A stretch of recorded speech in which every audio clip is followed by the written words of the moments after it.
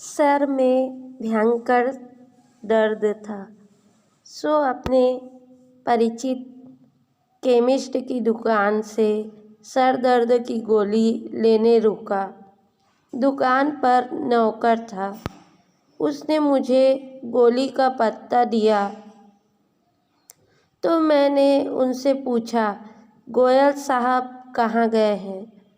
तो उसने कहा, साहब के सर में दर्द था, सो सामने वाली दुकान में कॉफ़ी पीने गए हैं, अभी आते होंगे। मैं अपने हाथ में लिए उस दवाई के पत्ते को देखने लगा। ऐसा ही एक दूसरा किस्सा है।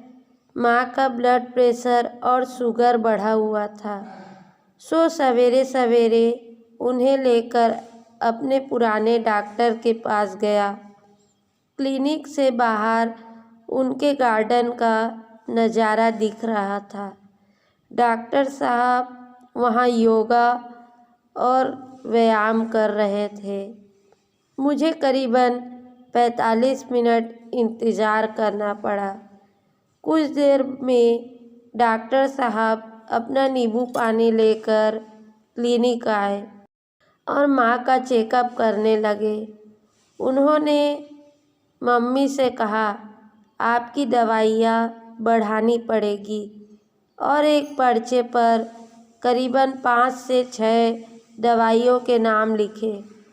उन्होंने माँ को दवाइयाँ रेगुलर रूप से खाने की हिदायत दी। बाद में मैंने उनसे उत्सुकतावश पूछा, आप बहुत समय से योग कर रहे हैं?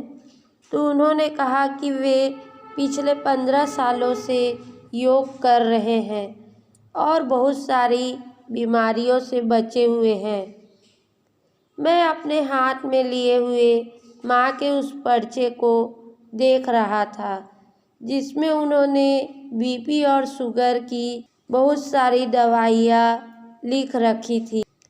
तीसरा किस्सा है, मैं अपने बीवी के साथ एक ब्यूटी पार्लर गया।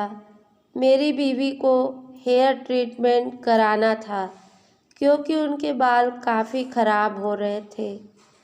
रिसेप्शन में बैठी लड़की ने उन्हें कई पैकेज बताए और उनके फ़ायदे भी बताए। पैकेज 1200 रुपये से 3000 रुपये तक के थे। कुछ डिस्काउंट के बाद मेरी बीवी ने उन्हें 3000 रुपये वाला पैकेज 2400 में करा दिया। हेयर ट्रीटमेंट के समय उनकी ट्रीटमेंट करने वाली लड़की के बाल से अजीब सी खुशबू आ रही थी। मैंने उनसे पूछा, आपने क्या लगा रखा है? कुछ अजीब सी खुशबू आ रही है। तो उसने कहा, उसने तेल में मेथी कपूर मिलाकर लगा रखा है, इससे बाल सॉफ्ट हो जाते हैं और जल्दी बढ़ते हैं। मैं अपनी बीवी की शक्ल देख रहा था, जो 2400 रुपये में अपने बाल अच्छे कराने आई थी। मेरी एक रईस कज़न, जिनका बड़ा सा डेयरी फार्म है, उनके फार्म पर गया। फार्म में करीबन 150 विदेशी गाय थी, जिनका दूध मशीनों द्वारा निकालकर प्रोसेस किया जा रहा था। एक अलग हिस्से में 2 देसी गाय हरा चारा खा रही थी। पूछने पर बताया, उनके घर उन गायों का दूध नहीं आता जिनका दूध उनकी डेयरी फार्म में सप्लाई होता है, बल्कि परिवार के इस्तेमाल के लिए 2 देसी गायों का दूध, दही व घी इस्तेमाल होता है।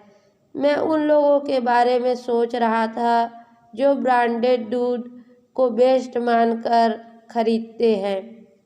ऐसा ही एक किस्सा, एक प्रसिद्ध रेस्टोरेंट जो कि अपने विशिष्ट थाली और शुद्ध खाने के लिए प्रसिद्ध है। हम खाना खाने गए।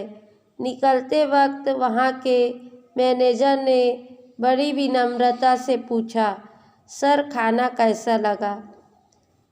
हम बिल्कुल शुद्ध घी, तेल और मसाले का प्रयोग करते हैं। हम कोशिश करते हैं कि बिल्कुल घर जैसा खाना लगे। मैंने खाने की तारीफ की तो उन्होंने अपना विजिटिंग कार्ड देने को अपने केबिन में ले गया। काउंटर पर एक 3 डब्बों का स्टील का टिफ़िन रखा था। एक वेटर ने दूसरे से कहा, सुनील सर का खाना अंदर केबिन में रख दे, बाद में खाएंगे। मैंने वेटर से पूछा, क्या सुनील जी यहाँ नहीं खाते? तो उसने जवाब दिया, सुनील सर कभी बाहर नहीं खाते, हमेशा घर से आया हुआ खाना ही खाते हैं। मैं अपने हाथ में 1670 रुपये के बिल को देखता रह गया। ये कुछ वाक्य हैं जिनसे मुझे समझ आया कि हम जिसे सही जीवन शैली समझते हैं वो हमें भ्रमित करने का नज़रिया मात्र है। हम कंपनियों के एटीएम मात्र हैं जिनमें से कुशल मार्केटिंग करने वाले लोग मोटा पैसा निकाल लेते हैं। अक्सर जिन चीज़ों को हमें बेचा जाता है उन्हें बेचने वाला खुद इस्तेमाल नहीं करता। तो ज़रा सोचिए आपको यह कहानी कैसी लगी प्लीज़ कमेंट्स करके बताइए। और आपको यदि यह कहानी अच्छी लगी हो तो प्लीज़ मेरे चैनल को सब्सक्राइब करें, लाइक करें, शेयर करें और कमेंट्स करें।